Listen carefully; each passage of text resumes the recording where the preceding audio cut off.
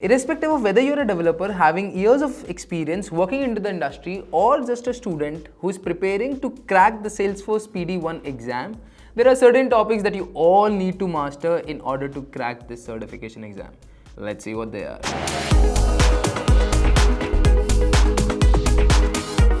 Without mastering these topics, the chances of you cracking the certification exam reduces significantly. So without wasting any further time, let's jump right into these topics and see what they are. Number one and the most important one, Apex trigger. Inside Apex triggers, what all you need to know is that how to actually write down an Apex trigger for a given scenario. Number two, when to actually write down an Apex trigger instead of creating a process builder or a flow for a given scenario. You also need to know and understand what exactly is the order of execution when it comes to triggers, and also you need to know how the trigger helper class pattern solves a lot of problems that we might face while creating triggers. And by the way, don't forget to understand that how we can bulkify the triggers to avoid hitting the governor limits and how we can actually avoid recursion inside triggers. These are some topics which are very important when it comes to Apex triggers while you're preparing for Salesforce Platform Developer 1 exam. When we talk about Apex triggers, we all know that it's a very important topic that we need to master.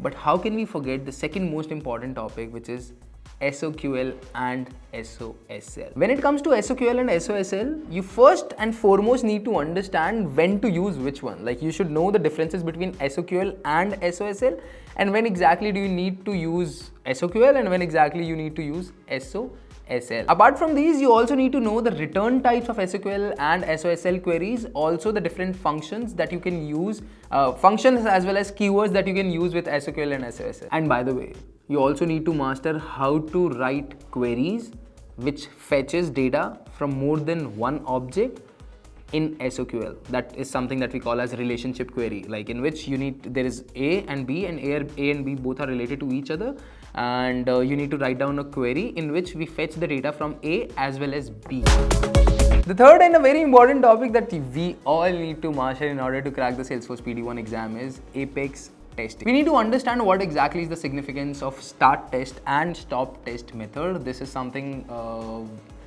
which gets asked all the time in the Salesforce Platform Developer exam as one of the questions. So you really need to understand the significance of start test and stop test method in the Apex testing. And also we need to understand how to load data or how to actually test triggers, all of that stuff as well. Apart from all of this, we also need to understand something else in Apex testing,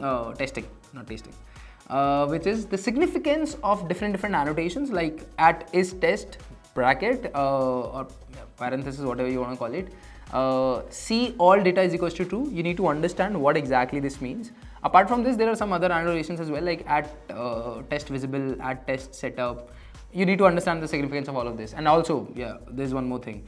Usage of is running test. You need to understand what exactly is running test method is used for in Apex testing while preparing for your Salesforce Platform Developer. The fourth and the most amazing topic that we all need to master to crack the Salesforce Platform Developer 1 exam is Visual Force and Lightning Component framework. In this, we need to understand how do we actually need to create a Visual Force page, like which all tags do we need to use in order to have different components onto the page.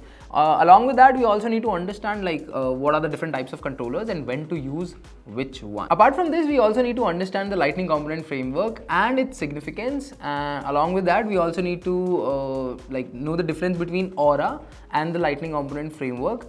And we should know about all the tags by using which we can create different components for a particular user interface or for the required user interface. The last but definitely not the least topic which we all need to master in order to crack the Salesforce Platform Developer 1 exam is DML statements and database methods along with governor limits. In this topic, we need to master or we need to understand when do we need to use DML statements and when do we need to use database methods in order to do any data manipulation. Also, the questions in the exam will look like this, like for a given scenario or for a particular scenario, which database method or which DML statement you'll be using in order to execute a particular operation. You also need to know that which DML statements or database methods can be executed with a particular trigger context variable. Apart from all of this, if you want to score one more question into the exam, there is, or probably 2 or 3 questions in the exam, then there is something that you need to remember very well, and that is the governor limits in the latest release for which you're giving the certification exam, right? So what I mean by that, in the exam it will be asked like how many records can be updated in a single DML operation, or how many records you can fetch in a single DML operation, or something like that. So for that, what you need to do is you need to understand, or you actually need to remember, not understand, how many of these can happen according to the current governor limits which are applied to the current to the Salesforce platform, or onto the Salesforce platform. This is something very important that you need to remember. A note. Majority of the questions in the Salesforce Platform Developer exam are either going to be scenario based, in which there'll be a scenario that will be given to you, and based on that scenario you have to give the correct answer for it, or it will be a fact.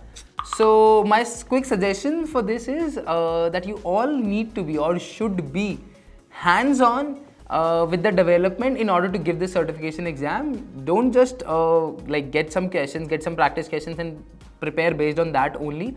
You should be very much hands-on in order to give this particular certification exam, in order to have the capability to give the right answer for a particular question. I think you got it right. Now, if you think you have mastered all of these topics in order to give your Salesforce Platform Developer 1 certification exam, then what are you waiting for? Just go over there and apply for it. And if you also think there is something else, or there is some other topic as well which one needs to master in order to prepare for the Salesforce Platform Developer 1 certification exam, then make sure to write down the comment down here so that we all can know and learn from it. And if you have not yet subscribed to this channel, then this is a humble request from my side that please hit the subscribe button over here with the notification bell icon, so you'll be the first one to get notified whenever we post a new video. See you in the next video. Till then, bye bye. Take care.